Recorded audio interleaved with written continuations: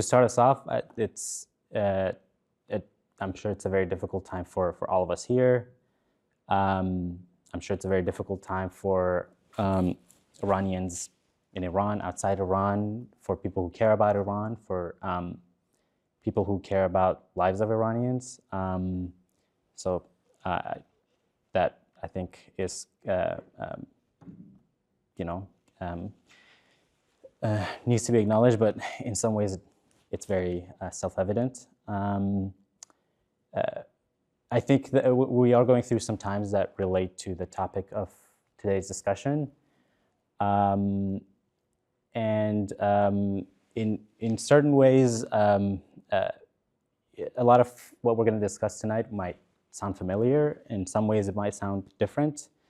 A little piece of kind of disclaimer is that we actually completed the data collection process for the study we're going to be presenting tonight about a year ago, and we've been working on it for over a year, and working on even just analyzing and disentangling the data for a year.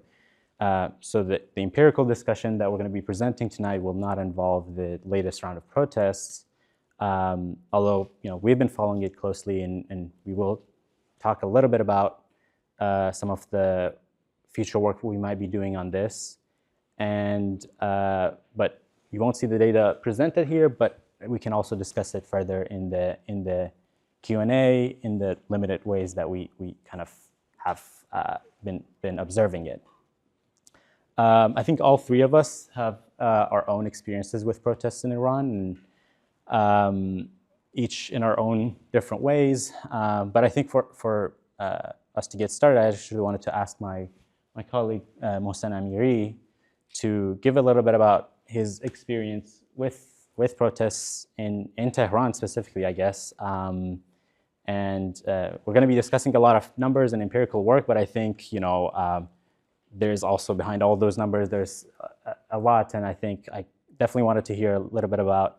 I've had the fortune of hearing from Mohsen's experience, and I thought it would be great to start the conversation with sharing a little bit about his experience.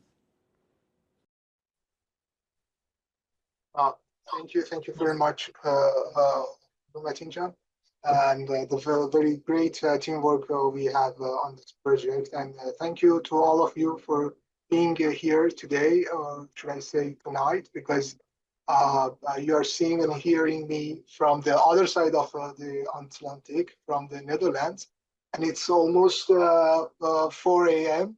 here. And I should officially add to this to my CV that presenting a paper at the Stanford University at 4 a.m. 22. This is not the first time that protests have kept me awake at 4 a.m. in the morning.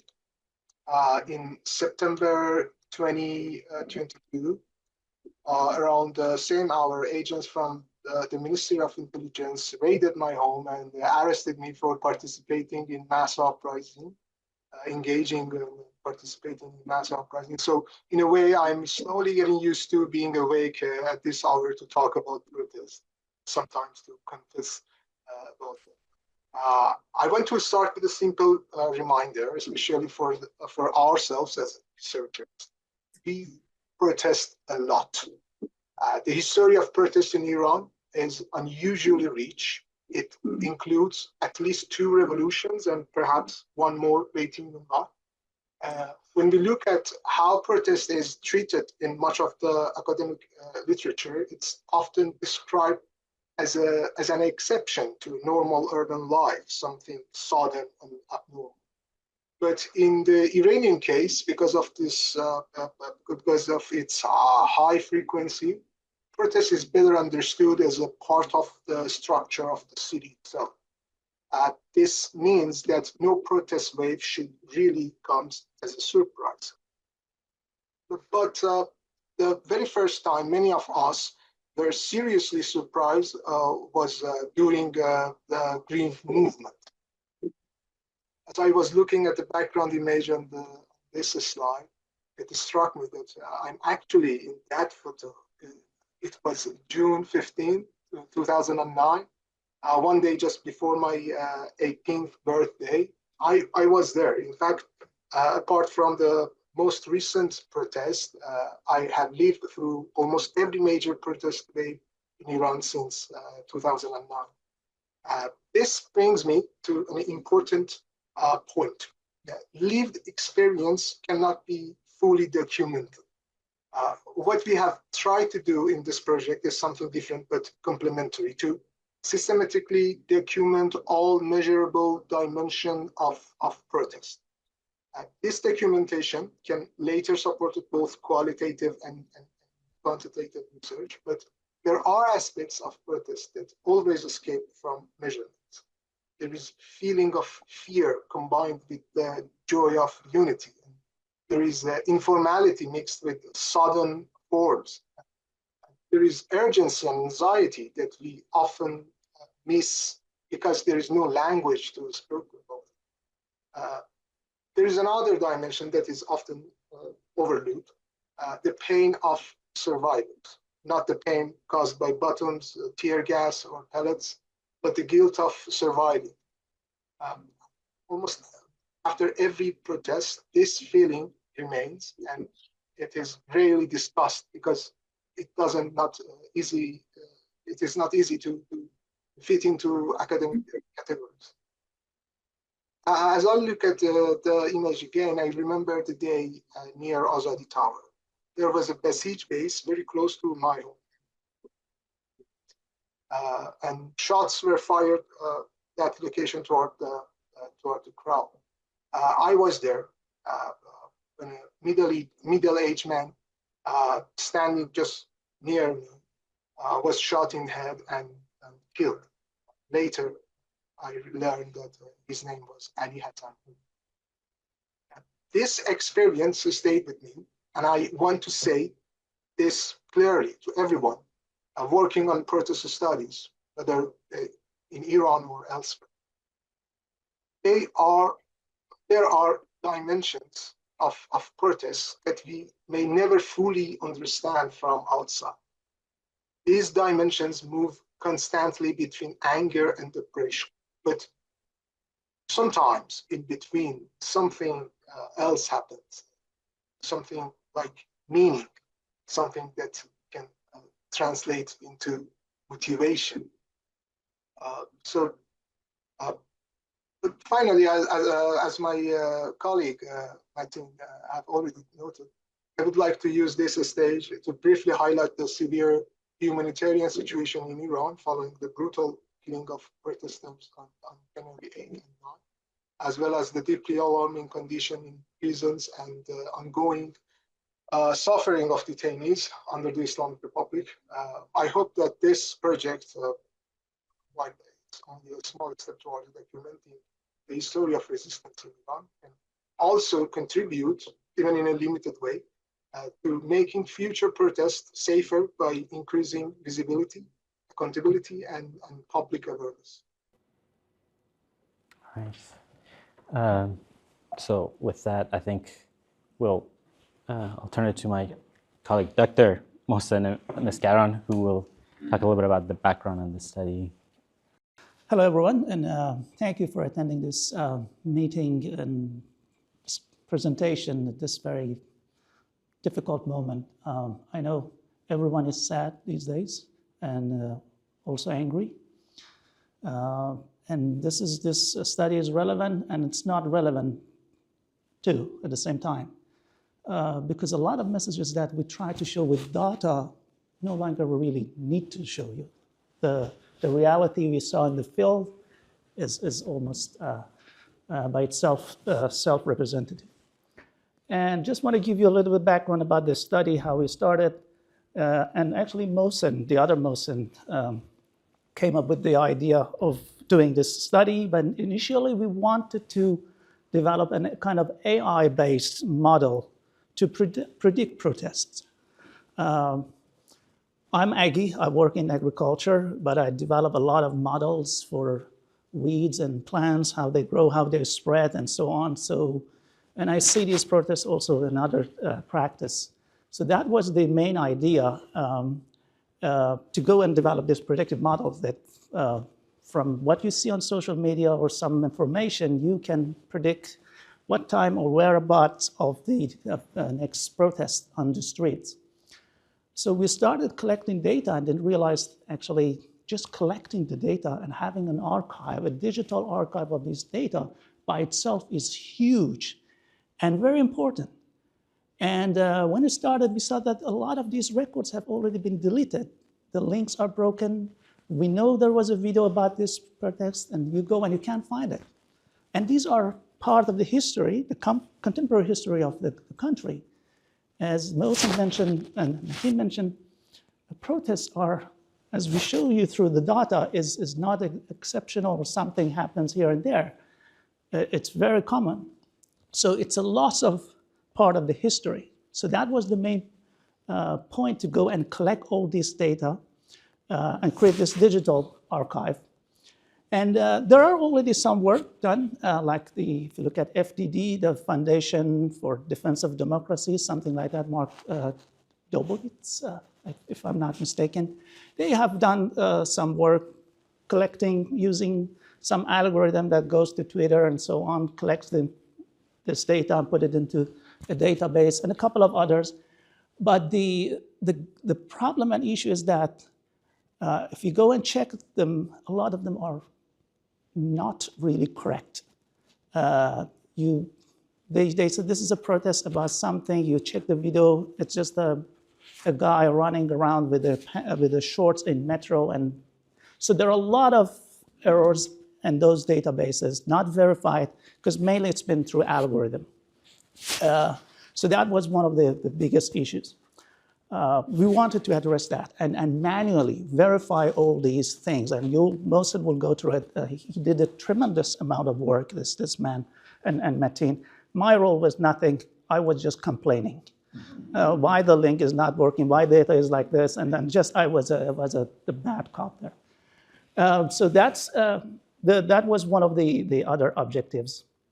And then once we have this data, we can provide a quantitative analysis and picture of what is happening on the ground. A lot of things people are talking, it's anecdotal. I heard that, and it's more of hand waving. Yeah, this is this, and blah, blah, blah. But when you ask them, do you have data? They don't have data. And one of the things that really bothered me at the time people were doing this was, I hear from here and there, oh, why people of Iran are not doing anything? If they hate this government, what they're not doing, and why they're not protesting, why they're not doing anything, and so on. Those I heard that from Iranian and also from non-Iranians. And it was bothering me that this is not true. And this data that we're presenting shows that no, Iranian has done a lot. As I said, maybe what happened in the past 2 weeks shows that we don't need data right now, because people with their blood and their lives, they show they really want to change. But it was not that clear perhaps a couple of years ago. So this was one of the other objectives, at least at the personal level for me, to collect this data and show to the world that no, people are there. And then this data can be used. I'm not a social scientist. Mohsen is studying political geography. He can use the data. But a lot of other people can then go and use this data. We have 8,000, we'll go through details, 8,000 validated, verified records of protests just for Tehran. It's a huge amount of work done by these two people. And Mohsen, you want to go through the method? Yes? Yeah. So Mohsen will explain to you how we did this data collection, which I think is unprecedented. Thank you, Professor. And the methodology part, which is the most important part of this. So this paper is based on a protest database that was built from the ground up, as instead of using one existing archive, we collected data from many online sources. These include social media platforms, news reports, and small number of data sets that only provided links to protest videos, like FDD and Political Thread and Engelab Info. These are initiatives that are helpful. These data sets were used to just as a starting point, not as a final sources. So whenever it is possible, the archive relies on original visual evidence. Most of the primary data comes from social media platforms such as YouTube, Twitter, Telegram, Facebook, and Instagram. Secondary data mainly came from human rights activist news agency, or Harana, which is a well-known organization that documents protests and human rights issues in Iran. And those data were mostly text-based. A key difference between these sources is that all primary data is supported by videos and images, and the other ones was reporting standard of the organization. Using many sources is important here because the way protests are documented in Iran has changed over time. Social media platforms rise and fall due to censorship and filtering policies and changes in technology. For example, during Brave movement in 2009, most protest videos were shared on Facebook and YouTube, but during the mass uprising in 2022 and 2023, Telegram and Twitter were more widely used. At the same time, some protests, especially labor and economic protests, were less visible on social media, but were better documented by organizations like Harana. For this reason, combining different sources helps reduce bias in the data. Because this project only uses online data, it cannot include protests that were never recorded or that were later removed from the internet. This is an important limitation we have to address. The dataset represents protests that became digitally visible, and not all protests that happened. The time period of study is from 2009 to 2024, although internet use existed in Iran before 2009. The protests after 2009 election were a turning point. From this time on, the internet played a major role in organizing and recording protests. Even though internet access was later restricted, many protest videos from this period are still available. Protests before 2009 and after 2024 are not included because of the limited data and because events are still ongoing. After collecting the initial data set, over 96,000 raw digital records, we applied several filtering steps. The main principle was to focus on accuracy rather than the quantity. First, we used automated tools to screen large numbers of news articles. Large language models were used to identify reports that were likely related to the protest. This was not part of the job. And this step was only used to reduce the amount of the data, not to make final decisions. All final decisions were by you. All visual evidence, videos and images, is individually watched, reviewed, and evaluated by human coders. And at this stage, we applied both geographic and thematic filters. Geographically, we exclude events outside Tehran province. Thematically, we exclude representations such as graffiti, symbolic acts, or solo performances from the others. And this leads to a strict operational definition of protest. A visible gathering or movement of people engage in a collective act of dissent, such as chanting, through which the group becomes distinguishable from the urban context and its actions are perceived as a challenge to the power, typically state. For each verified protest, we recorded several details when it was possible. These include the date, approximate location, whether it happens during the day or night, estimated crowd size, protest chants, and the type of the protest. After this process, the dataset was reduced to 8,522 verified protest events. Each event represents a confirmed protest, not a repeated post or an unverified view. Geolocation was one of the most difficult steps, since most of the videos do not include location data as metadata. We identify locations by studying visual details such as street signs, buildings, shops, and road layouts. So it was like a OCN thing. These were compared with the satellite images and online maps at the online map time. Yeah. As a result, 7,804 protests were successfully geolocated, which is about 90% of data set. When the location could not be identified, it was marked as approximate or unknown, so we didn't do just guessing. Each protest was also classified based on whether it was part of the major protest wave or a smaller one or ongoing protest. Major protest waves include events such as Grieve Movement, Day, 2017 and the beginning of 2018, and Aban in 2019, and mass uprising. Other protests were usually smaller and related to economic or social issues such as labor. Crowd size was categorized into small, medium, and large based on the visual estimation.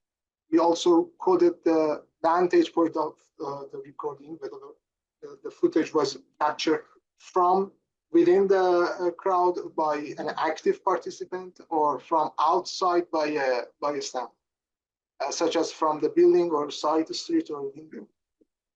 This distinction helps to contextualize both visibility and the risk in the protest documentation.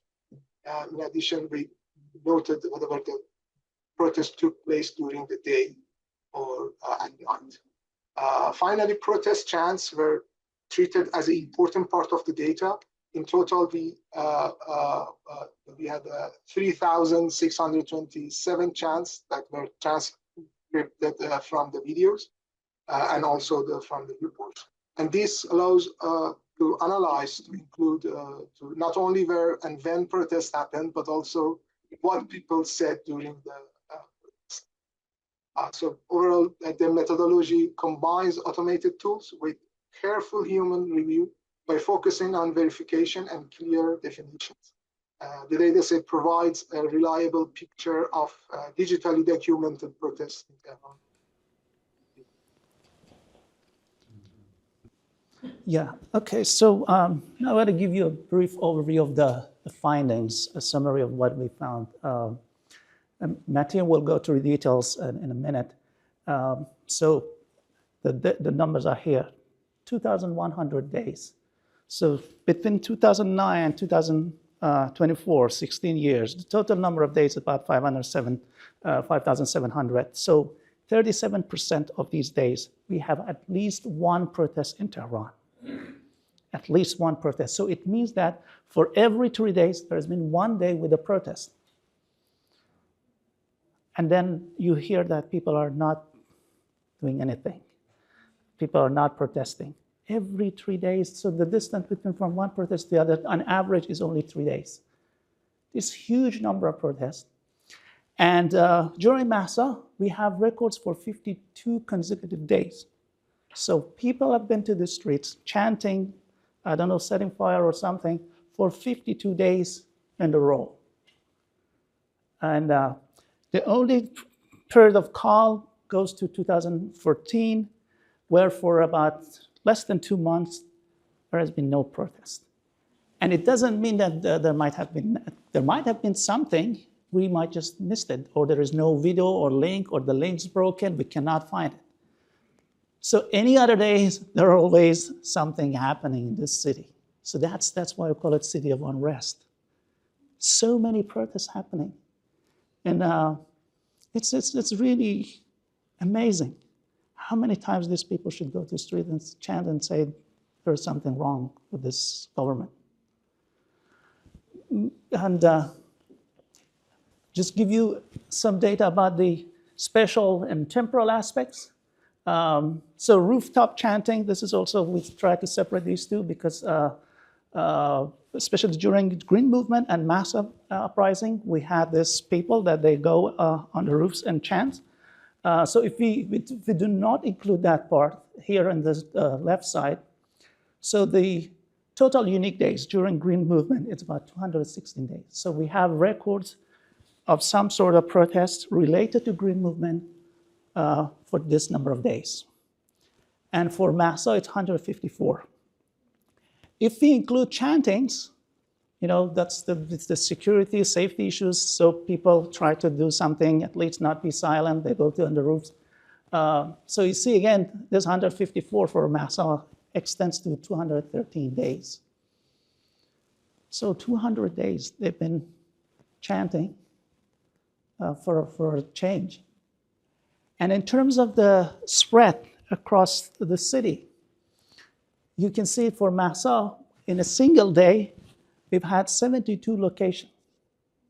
72 locations in Tehran, there have been protests. For Green Movement, it's about 30. The max number of locations recorded in a single day is 30 days. And Matin, do you want to explain some of these charts that shows even more details, the temporal changes over time? And Yeah. So I think this chart really encapsulates the point that Dr. Mesgaren was making, which is that this captures the share of days within each month in the period of our study when there was a protest in Tehran. And you can see it by across time. You can see that we've as my colleague Mr. Amiri mentioned, we kind of try to disentangle between these persistent protests and these major protests. And I think we can kind of analogize major protests as these tsunamis. They're very unexpected. They bring a really large mass of people, and they really kind of spread around a city and across the country very quickly. Whereas persistent protests, they're generally expected. You can imagine a union organization protesting in front of a ministry.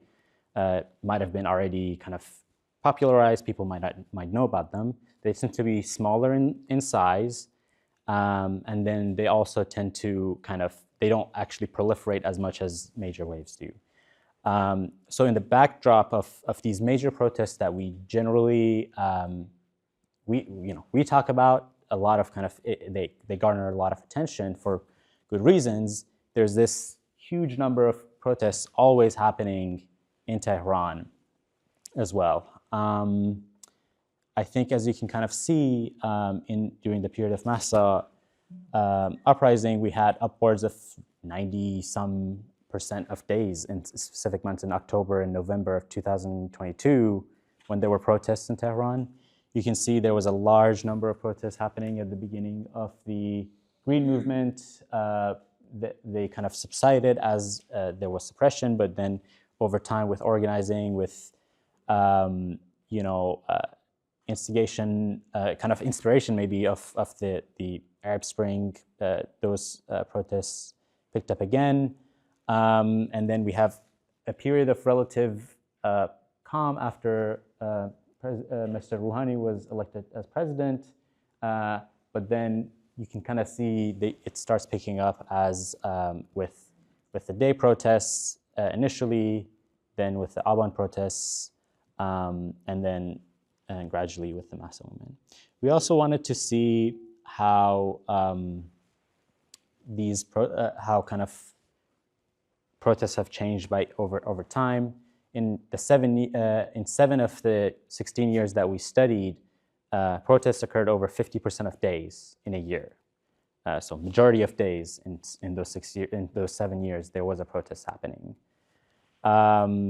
And you can really see one of the periods where protests start declining is actually 2020, when there was the outbreak of COVID-19 and people were discouraged from gathering, and protests declined by they kind of dropped to half of their preceding year.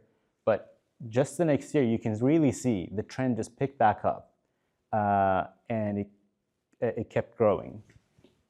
And that in 2021, that we haven't even kind of started to see the mass uprising pick up either.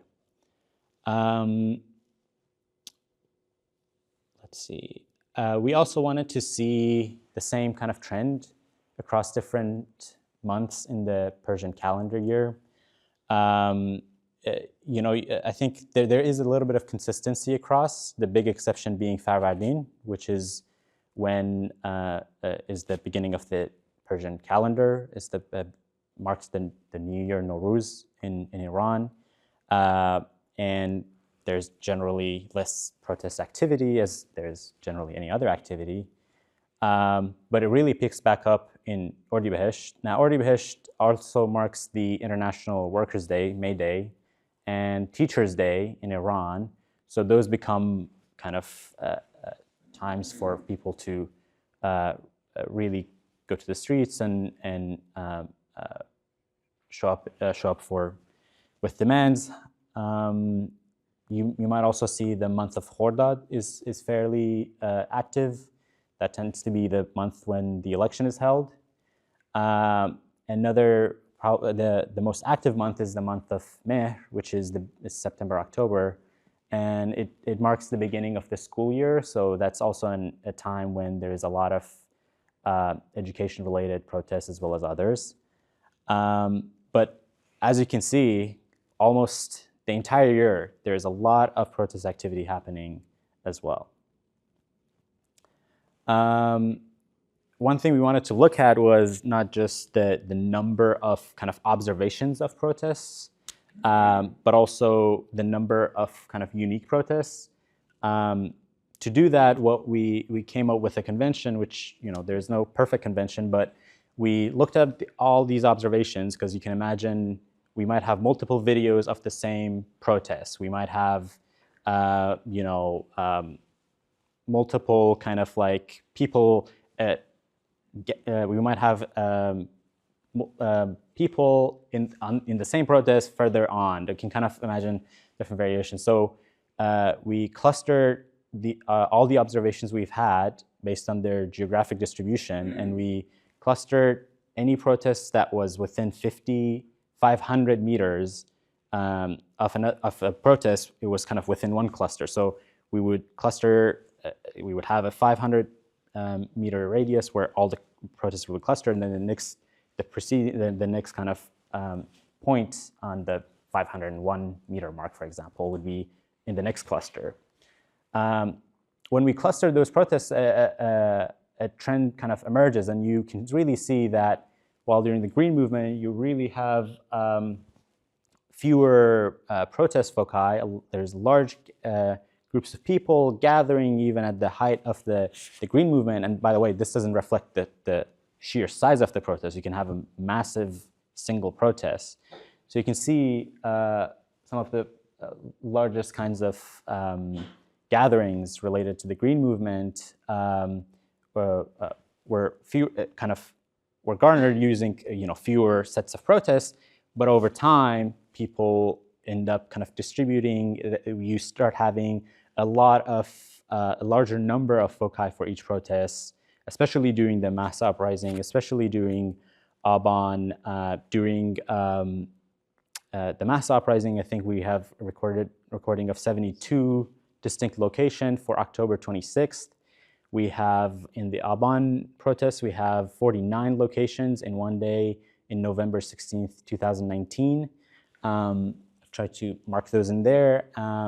And you really see the dispersion, and you can kind of visually see that in the discussion of the spatial patterns later on as well. As I mentioned, that doesn't necessarily capture the size of the protest, the size of each unique protest as we've defined it. And you can really see in the Green Movement, 56% of those unique protests were actually large protests. And gradually you see a decline in the size of each individual protest, but rather a spread of a lot of smaller protests across Tehran, where during the mass uprising we had like 61% being in the kind of medium-sized protests. Another thing we wanted to capture was what time of the day was it, whether protests were happening during the day or night. And what we found was during those persistent protests that I mentioned, those tend to happen during the day. Again, they're more expected, they're organized. But during those wave protests, they kind of start picking up, night protests start picking up during the Green Movement, and they continue on, and it kind of becomes a big feature of these major protest waves, where during Mahsa you have you have months where most of the protests are happening completely at night. And I think that's something that also is carrying on to the latest round of protests. And I think one of the reasons was that the government became much more brutal and cracking the protests, so they shifted to the night as a kind of safety measure. And that's why we have more protests happening during the night. Mm-hmm. Yeah. Another factor we looked at was whether the protests were recorded from inside, as an observer or as a participant. I think we had a hypothesis that over time people get more careful, you see more videos of observers rather than participants. But that actually was, the trend didn't hold actually. So people were continuing to document the protests from inside, which was one thing that was kind of surprising. I think 70% were the videos coming from people actively being in the protests, and about 30% from bystanders. You see some of them are on top of a building or a window or outside. So 30% of the videos are coming from those sources. Yeah. Now I'll hand it off to my colleague Mohsen Amiri for the spatial analysis of these kind of different waves. Thank you, Matin, for brilliant explanation. About the space, my field. This section focuses on the spatial pattern of protests in Tehran province between 2009 and 2004. And our data set includes 7,804 protests with latitude and longitude coordinations. These locations allow us to map different protest waves and compare how their spatial patterns change. Most of the recorded events, around 7,500 cases, are classified as other protests or not related to the main political ones, meaning smaller and ongoing protests not linked to the major waves. These are followed by Green Movement with about 2,100 locations and mass uprising with around 1,700 locations. Using these data points, we examined where protests occurred and how they are distributed across the city. So in this slide, in Green Movement, the spatial pattern of protests during the Green Movement follows a classic model of large urban protests. Protesters from different parts of the city moved towards central and symbolic locations. These locations were not chosen randomly. They were places with strong cultural and political and intellectual meaning. The main protest corridor stretched from Engelab Square to intersection of Karigar Street and Keshavarz Boulevard, and then to Vali Asr Square, Karim Khan and Hafiz Bridge, and finally College Bridge, which can considered as a heartland of the Green Movement. This era has long been associated with universities, bookstores, cafes, and youth culture, which helped reinforce its role as a traditional center of political opposition.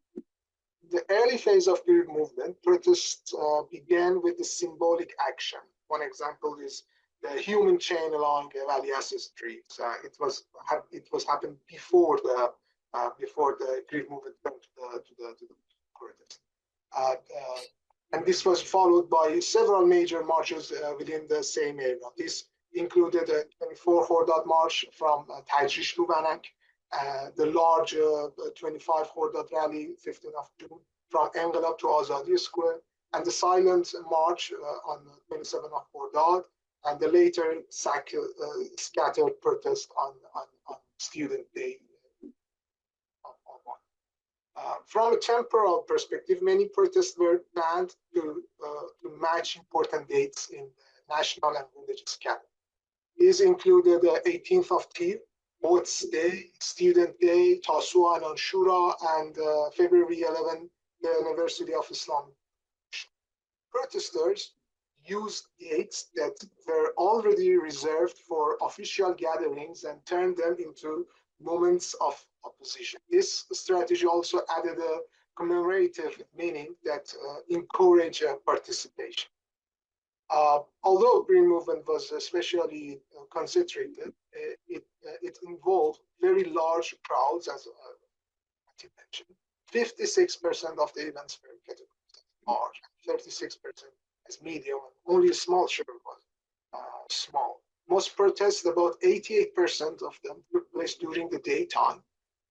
And the movement also included long pauses between the protest waves, sometimes lasting months, which allowed time for regrouping and remobilization. But for day and Aban protest, yeah, this is a day.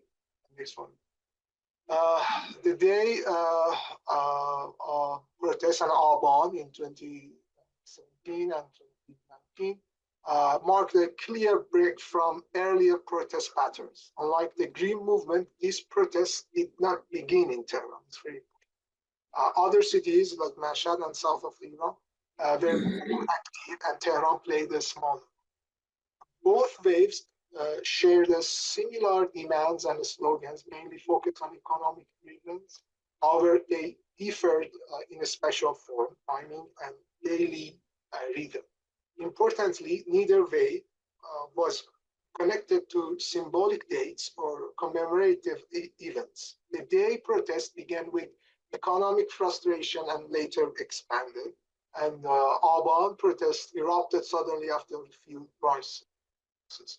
In the day protests, in Tehran still followed a center-oriented pattern. If we have the slide of day, my second. Yes, so this is day. Yeah.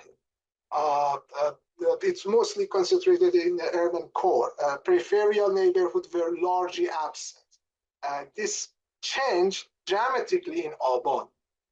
Protests shifted to southern and outer districts, and up to 49 locations were recorded in a single day.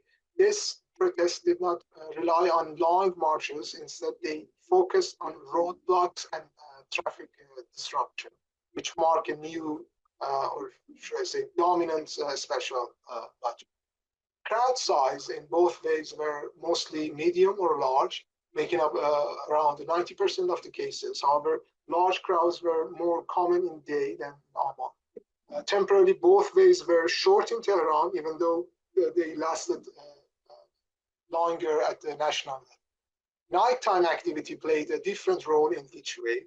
During day protest, 41% of the protests happened at night, suggesting spontaneity or weaker coordination. But in Aban, nighttime protests were less common.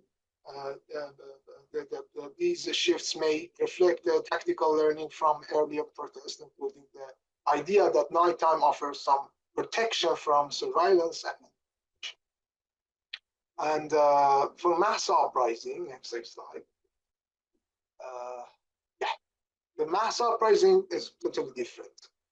The mass uprising produced the most geographically widespread protests in Tehran, but until the recent protest. We recorded nearly 300 protest locations across almost every part of the city. Unlike earlier movements, there was no single dominant center.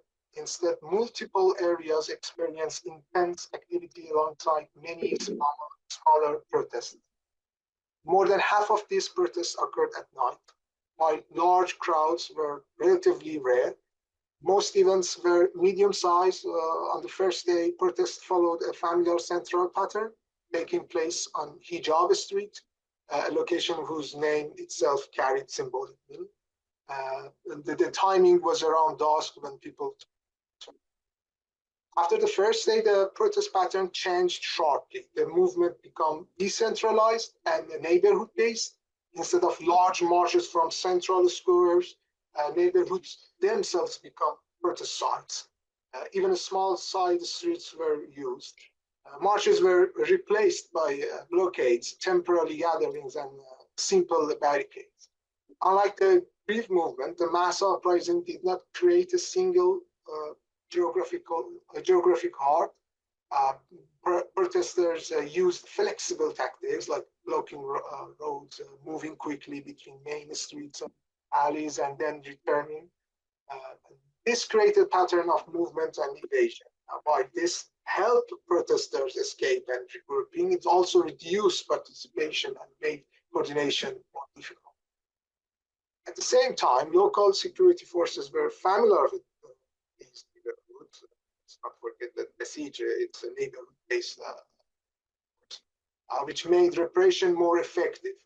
Protest sites become smaller but more numerous, although activity was the strongest in the western Tehran, especially alongside Unrest. Protests appeared across the city from north to the south and from the east to the west. As Dr. Mesgaren mentioned, for 52 consecutive days, Tehran experienced continuous protest activity, and this level of persistence was unprecedented. Traditional commemorative practices also returned in a way, especially 40-day memorials for victims. In some cases, memorials were held for people who had died, sadly, during the earlier memorial, creating a cycle of mourning and protest. Another distinctive feature was the disruption of normal protests. After news of executions, people protested spontaneously in daylight, shouting slogans from rooftops and balconies. This emotional response reduced predictability for both protesters and for security. The mass uprising was also only way where nighttime rooftop protests could be reliably mapped. This was possible because of the better recording technology and clear location references in captions of those videos. And mapping this protest reveals a strong pattern. As you can see, northern and western Tehran show much higher rooftop activity than the other. This pattern contrasts with the street protests. Rooftop protests require homes to feel like safe spaces. In southern Tehran, where homes are closer to the streets, rooftop protests were less common, even though street protests were very intense. This suggests a special buffer between private and public space that shapes protest behavior. And for the next slide, here I would like to briefly refer to protests that were not directly linked to major political waves. The diversity of these protests is very high.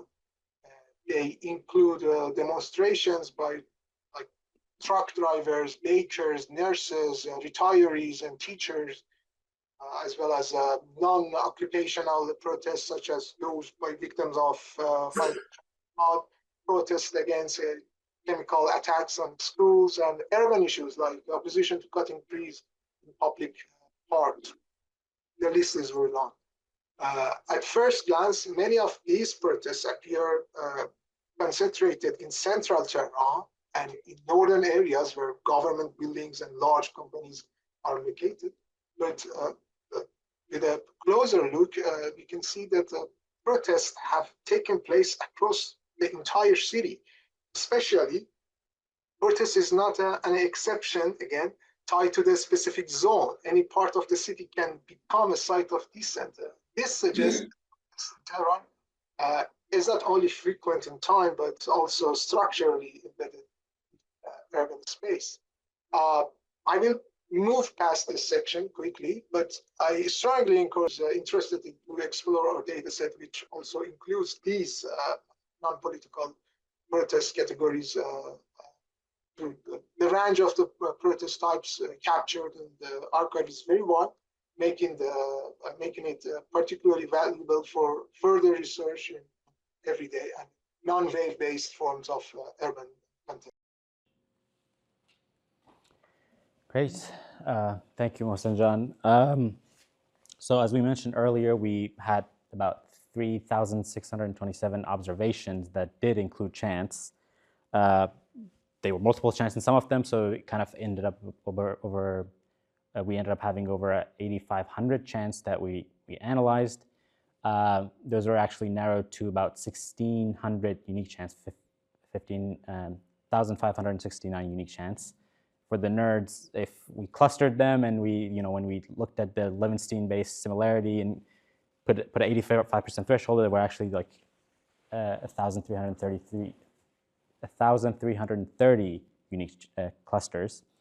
What you're seeing there is at the top is the Persian and the bottom is the English translation, perhaps a hasty one, of the chants that occurred in at least 10 or more protests, and obviously the size represents their occurrence. I think one narrative that we've heard recently is, especially in representations of Iran among people who are not very familiar with this kind of recent history, is that people are very surprised that you are hearing chants directly addressing the supreme leader, Mr. Khamenei, chants like death to the dictator, chants like death to Khamenei. But we have actually seen that over and over again. And what we did is we took all those chants, all those unique chants, we coded them based on some of the major themes, and I'll be showing you some of the occurrence of those key themes. One thing you'll see is the contrast of revolutionary versus reformist chants. So things that demand structural change as revolutionary, things that demand changes within the existing system but don't demand a change in the system itself being considered reformist. You see some surge of kind of reformist type chants at the beginning, and these are the number of unique protests when those chants were heard. You see those at the beginning of the Green Movement, but very quickly, even within the Green Movement itself, you see a surge of revolutionary chants, chants demanding a major change, and those really pick up and continue to dominate, especially as we get closer to the Mahsa uprising. I don't think we've heard much reformist chants in this latest round of protests. So I think that's kind of self-explanatory, and we're just seeing that this trend continue on. Again, there is this narrative that we are just hearing chants opposing Mr. Khamenei, saying death to Khamenei, saying things of that nature. But we've seen that, we've observed that since the beginning of our kind of study period. We've seen it during the Green Movement. We've seen it in the aftermath of the Arab Spring. We've seen it during these waves of protests. We've seen them, again, pick up tremendously during the Mahsa uprising. Another interesting factor is, again, a lot of people like to think of, especially people who are not as aware of the circumstances in Iran, they think of Iran as a very religious country. And I think you can kind of look at some of the few existing kind of like reliable polling out there that kind of shed some doubt on that. But you can also see that in the protest discourse. At the beginning of our study period during the Green Movement, you had these religious kind of themes. You had, Ya Hossein, Mir Hossein, Ya Mahdi, Sheikh Mahdi, or things of that nature. And I think part of it is actually strategic, right? Because some of these protests, the arguably larger protests of the Green Movement by size, which was Ashura, was during a religious holiday. So there was a form of strategic cooptation of religion during these protests as a way of using the space that the state allows you to, using the space and time that the state allows you to gather as a form of gathering to dissent against the regime itself and the state itself. So I think that actually in itself is a nuanced topic of religious chants. But after the Green Movement and the Arab Spring, we almost rarely hear any chants that have a religious undertone to them. Again, another conception is that Iranians are very much this kind of like, they have this countervailing kind of attitude toward foreign influence, and we're defining foreign influence very broadly here. We're including China and Russia, and most of the chants you actually see in this are chants of against influence from China and Russia. Now, obviously, we're not. Also, as we also have chants against providing aid and providing intervention in Gaza, in Lebanon, and in Syria. Now, obviously, we're not really putting an effort in classifying all the state-sponsored protests, but kind of when we look outside those, you really don't see an obsession with foreign influence. And I don't want to say that this says the contrary, that people are in favor of foreign influence, but it's just not a big point of obsession in doing protests. Another trend that we observed was that people for a little bit during the Green Movement knew what they were, who they were for, but after that, we really don't see a surge of people chanting in favor of any political figure, living or dead. We do see some kind of rare appearances. We do see some kind of like resurgence of specific figures, but it's really rare. And one thing I'll say, because I'm sure some of this is kind of on people's mind, is the chants we hear these days from the most recent round of protests in favor of the Pahlavi dynasty, whether it's for Reza Shah, whether it's for the Mohammad Reza Shah, for Prince Reza Pahlavi, that is something that we didn't see in the past waves, and I think that's a unique kind of, we haven't obviously gone through the work of really documenting it, but I want to say that, that is in contrast to something that we've seen in our kind of existing work. Then there's also some other interesting trends that you see. You see a surge in gender-focused chants, gender-related chants. You see a reframing of existing chants. There is a chant, "Mikosham haran baradaram kosht," I'll kill whoever killed my brother, and it becomes reframed as, I'll kill whoever killed my sister. "Mikosham haran haram kosht." This is actually largely absent, this sense, this focus on gender and gender equality prior to the Massa movement, but we really see it at a surge during that movement. I think it's had some lasting impact on the Iranian society. Another factor is profanity. We see profanity used a lot more. People get really creative with profanity in their chants. I think we don't have enough time to go over them. It would be very interesting. I have time. I'm willing to say all of them later. And we also, I think one thing we wanted to figure out was like the intensity of the profanity. Like things got like, not only were people using more profanity, in more protests, but like I think they were also using more intense profanity. You might have seen it in some of the word cloud as well. So I mean, I think that's an indicator of a changing attitude and a changing kind of culture. Dr. Mesgaren, if you want to provide us with some takeaways. Yeah, to summarize, I think Data told the story. I don't need to talk that much.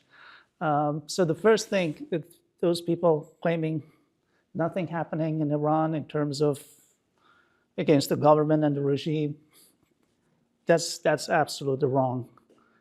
People have gone to the streets many, many times in major waves. Even though they started with some requests for reforms, it immediately turned into kind of revolution, toppling the regime. And then we have these many small, consistent, persistent protests. We categorize them under others to separate them from these major waves like Massa, Aban, and Day. And they show the incompetency of the government. So that's the takeaway from this. if there are so many of those sort of protests, every union, every occupation, they have issues. It shows the incompetency of this government in addressing the needs of these people. And people are not silent. They go out, even though it's not a free country and there are risks associated with that, but they have been doing it for a long time. So this stance between the people and the government is clear in this data. It's not, I don't know how, for the first time I heard that from Rubio, that says there's this, nowhere in the world there is such a big distance between the people and the government. And this is it. I think this is, I'm very happy that I heard that finally from them, because they sort of associate us with the government, and people have tried many times. I hope this would be the last time. We are not going to collect this data. This is not a really enjoyable study to watch. I'm really, Mohsen did all this watching videos. It gives you a trauma to watch all those history and the failure, that so many times people go to the street to do something and they don't achieve what they want. I hope this is the last time we're doing this study. Mohsen is collecting the data from this recent, and I hope this would be the last time. And I think I don't need to go through this stuff. It's all redundant. And you want to mention the other thing we're doing on using satellite imagery. And I'll say this study will be available as a full paper very soon. We're just finalizing some things, and you can kind of find that on our website. And if you'll receive it as a part of our newsletter if you're subscribed. And we'll also publish a more interactive database and data dashboard where you can kind of see the data for yourself and kind of spend more time with it if you'd like. Another thing that we're doing is kind of going back to the initial kind of thoughts that we had about the study was using satellite imagery. And I think the challenges with obtaining information from inside Iran has really reinstigated that notion that we do have to look at new forms of data.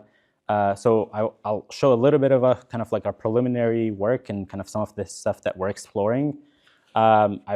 These are not graphic images, but they are very profoundly sad and heartbreaking. So if that's something that's that causes anyone particular discomfort, I just wanted to disclose that ahead of time. One of the scenes that we had seen is in particularly that were particularly distressful were images coming out of the Kahirzak area and the Kahirzak Forensic Center. So we obtained some of the satellite imagery kind of overlooking that area of Behesh Zahra and Kahirzak area. You can kind of see the area where we were kind of studying a little bit closer. And some of the images kind of really demonstrate the sense of tension, the sense of the unusual activity, the levels of atrocity that we're hearing about, and people are sending information about from inside, but we're seeing that from above as well. The photo to the left was from Google Earth. It's from about almost exactly a year before the photo to the right, which is January 12th, 2026. I think this was maybe 2 or 3 days after the most intense protests on Thursday and Friday. You can really see a huge, and these were taken based on the shades. We can kind of tell that they were taken around the same time of the day as well. But you can see a huge number of cars collected on the side of the road near Kahirzak. The red roof you see over there is the Kahirzak Forensic Center. Some of the horroring stories that we've had, a lot of it is actually inside buildings that we don't have visibility over. But in comparing the video and comparing these images and looking at the size of the objects, we can see what seems to be some of the body bags left just outside. We see a number of right, I think in both images. We also see, looking at certain plots of Beij Zahra, we also see huge new plots that, again, they weren't necessarily, we don't know when they were kind of excavated and created, but we see a kind of this large plot that was created over the year. You can see the people gathering to mourn their loved ones on that day. Over here, you can see just the massive number of cars that are on this road. And this road, on this newly created road, there's clearly a lot of activity going on. We're trying to really figure out the best way to document and do any work that we can do to understand the circumstances better. And that's something else that we'll be focusing on. Yeah. So thank you, and we look forward to your questions.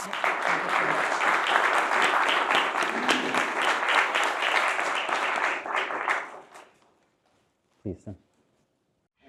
Obviously, everybody has been looking at the recent events, and with the limited data that has come out, have you come out with any, based on what you've looked at, are there any specific or outstanding takeaways that you have that's different from what you've seen before?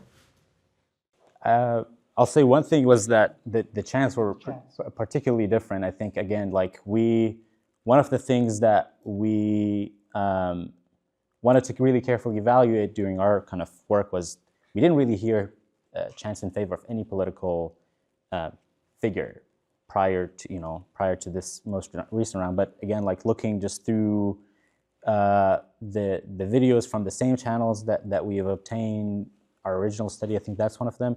I think that the sheer size is just, again, we haven't documented it. Yeah. For the pattern, the spatial pattern is similar to Mahsa in terms of the scattered across the city. But during Mahsa, the size of the crowd was small to medium. But this one, it's huge. The size is way larger, and the other one was chance. I can say, yeah. Mohsen, I don't know if you had anything you wanted to share about that. Actually, I didn't. I hadn't sorry. heard the question very well, but I assume that it was comparing the most recent wave of Amiri compared with Massa. Or I'm totally agree with you, with Dr. Mesgaren, also Matin.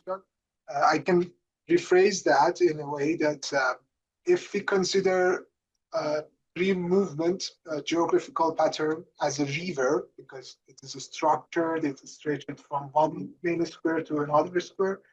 And if we use this metaphor for mass uprising, which was like a rain, it was widespread and it was small dots, but entire city.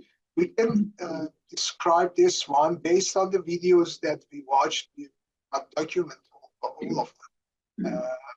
I think it's like a flood. It's a combination of river, because we've seen some marches, limited but marches, and also we've seen some gatherings and blockades. So I think that it is something between Mahsa and Grieve movement, but with a rough estimation, it's bigger than. Thank you for the remarkable work. It's unbelievable what you guys have done. I applaud you for that. I'm just playing the devil's advocate here. So the regime could take this, spin around, offer a counter narrative that Iran, in fact, is a very open society and it's a very vibrant political culture, except for a few big protests were incited by foreigners and the Zionists and the imperialists. Other than that, we hear people are able to go out, and it's not brutal because we don't have a lot of killings in the other ones, obviously. How do you tackle that counter narrative? Like, what is your plan for that? What is the narrative there? I think one of the interesting things is like when we look at the chants, right? We only see those chants that are revolutionary or counter to Mr. Khamenei in those larger waves. And I think one of the things we wanted to really specify is like, if you look at it, it kind of belies the fact that like, oh, people are happy and they don't actually have these extreme views, but in reality, it's the cost of going out and chanting against Mr. Khamenei are pretty high, against the regime is pretty high, and people don't feel comfortable. I mean, it's a high risk. People who do go out and actually make those chants, they are imprisoned and they can no longer say those chants, right? Some can be also persecuted or found dead. So people only find the comfort to really kind of voice their true opinions when there is, when we start to overcome the collective action problem in the world of social scientists, and people do find kind of strength in numbers. People find that the risk is distributed. People feel more comfortable really voicing their views. So I think you can really see that coming through, and if these were kind of like one-off, foreign-inspired waves, I mean, then why not let people just kind of come freely? Why not open up the internet? Why not let people really document? Why not have reporters from all across the board come talk to people and really see what people have to say? I mean, I think the actions speak louder than the words themselves. And to be clear, I'm totally with No, you. no, I know. Yeah, I know. It's going to be. And the other thing is, there have been a lot of arrests.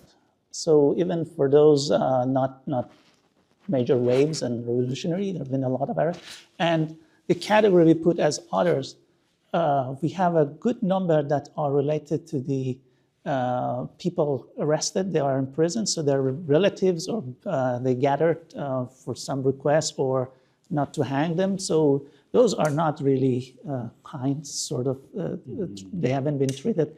And a lot of even those protests, they have been cracked down. So the video is there. So even if they want to show we've been peaceful, no, there are videos that show they have even attacked. Or we have about 400 cases of these schoolgirls, a chemical attack, 400 across the country. So, and some of the protests are associated with that. Mobina, did you? Yeah, thank you for your talk. I just wanted to piggyback off that question. I was curious to know the other protest category, like you kind of mentioned already, it's like teachers' days. I also saw that a lot in the school poisoning cases, like truck workers. But if you could expand on what sectors of the economy are protesting, like just give us a better idea of what the other protests actually look like. Yeah, I mean, they really capture a large kind of set. I think one interesting thing is among the largest set of protests in this kind of outside those major waves is actually, there was a bazaar protest in, I think that is October 3rd, 2012. There were some changes in the kind of the taxes that were collected by I mean, that's like among the largest number of kind of protests we see outside those major waves. It's very reminiscent of kind of some of the recent ones we've seen. I think that was notable itself as well. And I think people were talking about that in kind of at the beginning of these protests. Another one was the protests in the aftermath of the downing of the Ukrainian plane. That was also, I mean, it was a notable protest, and we were wondering if it kind of falls within a wave, but we didn't end up putting it together. There are protests that are kind of for economic issues, for political issues, for social issues. People care about the environment. People who are kind of like have disabilities and want to advocate for themselves. There's just such a wide range of protests, and it's I think our colleague Mohsen also mentioned that it really warrants further analysis. I think we just already had so much to dig into, and I really hope people kind of can take a deeper look.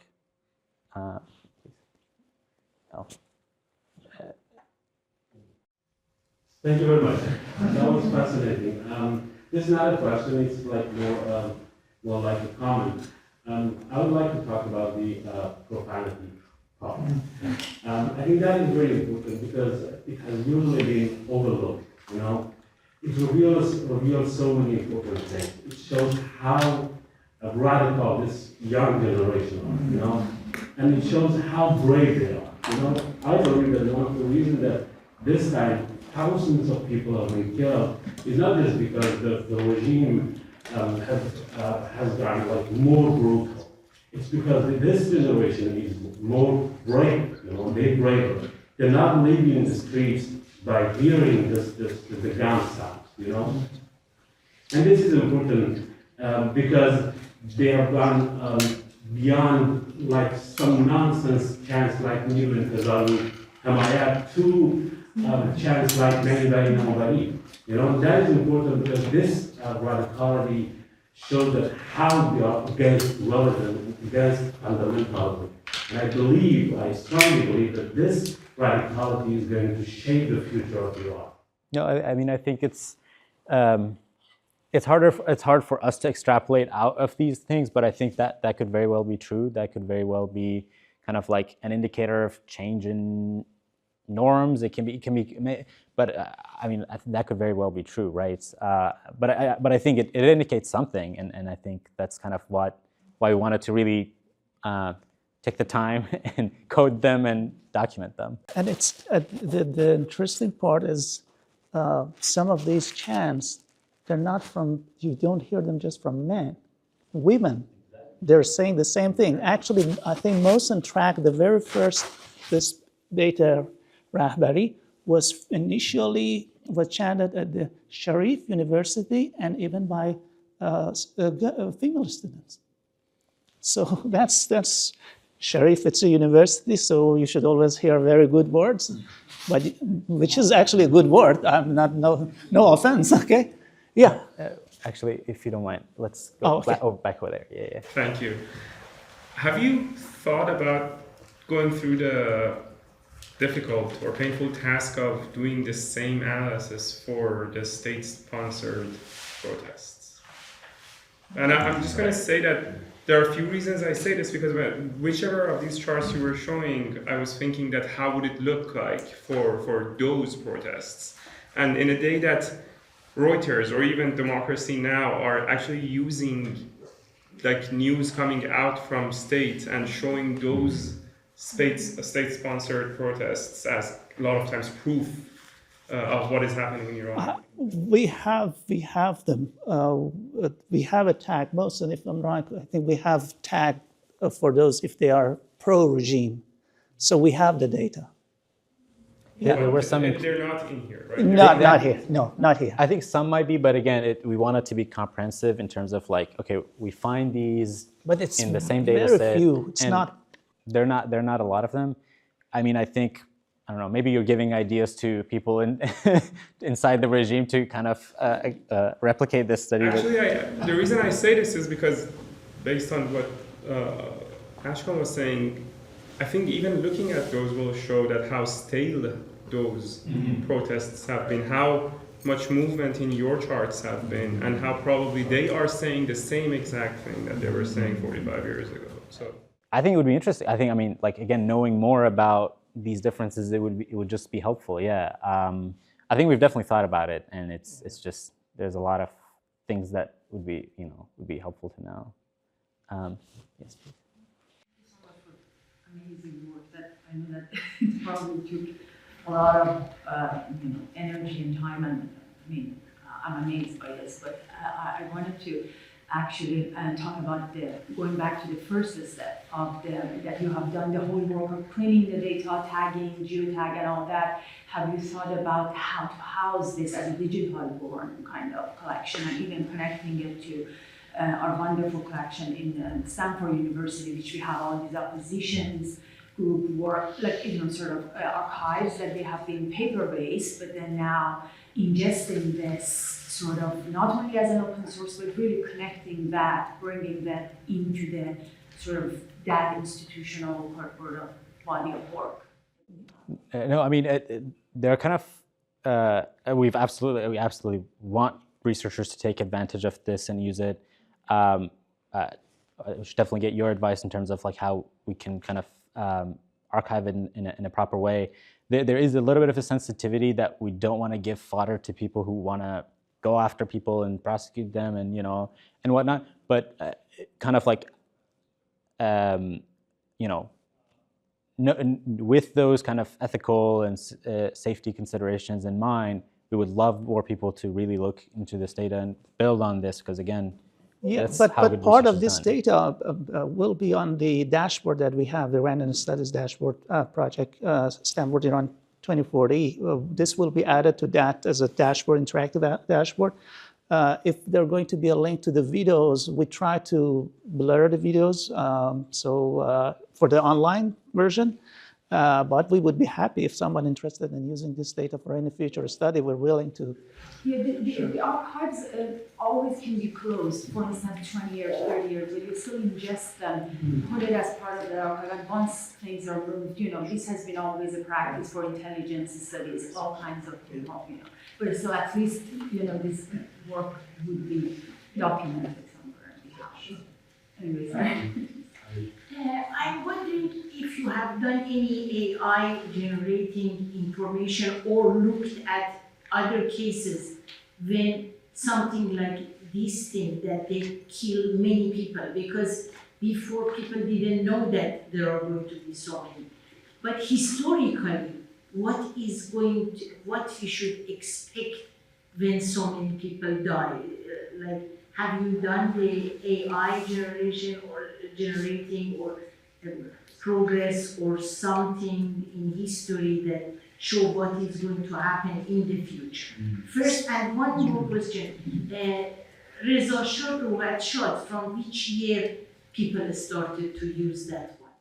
I think that's been said for a long time. I think, it wasn't like we documented kind of like how prolific those chants, how many protests were those kind of chants in. So I don't remember the exact first instance, but I mean, it's been throughout, and it's, and again, we're also just focused on Tehran. We're also focused on things that are documented. I think, I hope that kind of answers the question. And yeah, and for the predictive model that you mentioned, that was our aim when it started, to have this data and then make a model that can predict protests.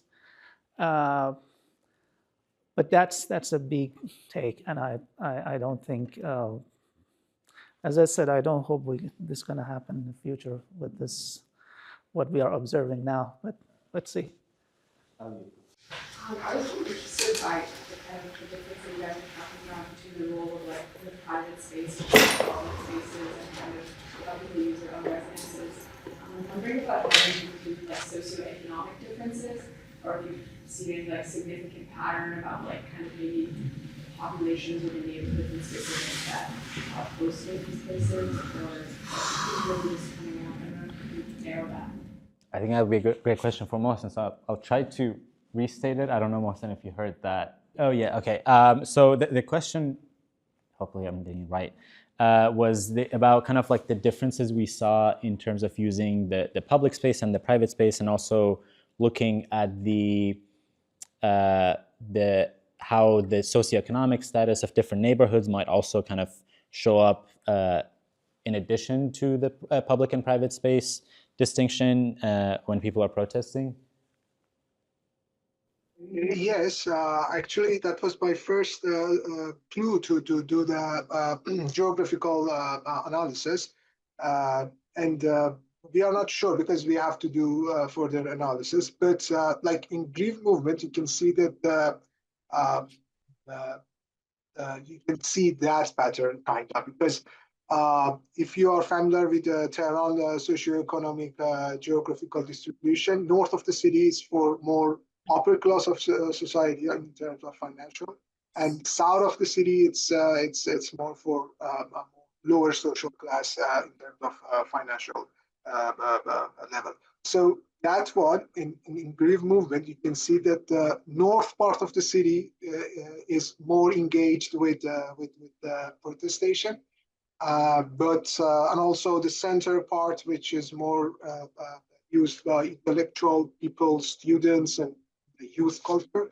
But in contrast, in Aban, you can see the south part of Tehran is more engaged with the protestation. And also in Mahsa, the pattern is mixed. north part of the city is engaged with with Massa uprising, and also south part. You can. I don't want to make a claim or a statement, but you can see through the geography, through the distribution of the events, that Massa is a combination of kind of two. Massa can be understanding from two lenses. One's from the progressive part that north of the city and also center of the city represent them, and also south part of the city, which more engaged with the economic grievances and financial problems they have. So yes, it could be done, and but we haven't done it in this paper. But for further research, it is a very good starting point. Yeah. So maybe one last question. I mean, if there has been such a study for other countries, and how does your study compare to some of various types of democracy or not? That's also another great question for Mohsen. Mohsen, the question was whether this kind of study has been done for other countries and how they compare. I know you've done a lot of research into this. Yes, maybe also Dr. Mesgaren can help me. Yeah, there are some archives, like the archive that ACLED published or other initiatives like that. For other countries, also Iran was archived, but the precision and also the void of and the categories they gathered, they're very limited, and we couldn't rely on them. We couldn't find any parent or any correlation with other data sets. So in a way, yes, there are some archives, but they are very limited and not precise enough. Yeah. Great. Well, thank you all so much. Thank you.